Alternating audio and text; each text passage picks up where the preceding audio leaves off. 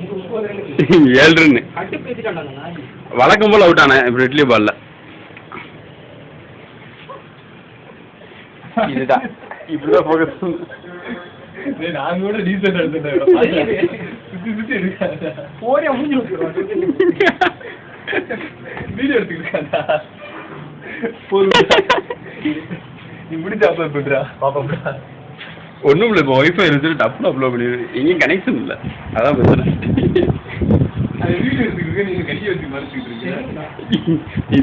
இதாண்ட சரியான சொல்லு. இப்போ நீ பண்ண பாரு.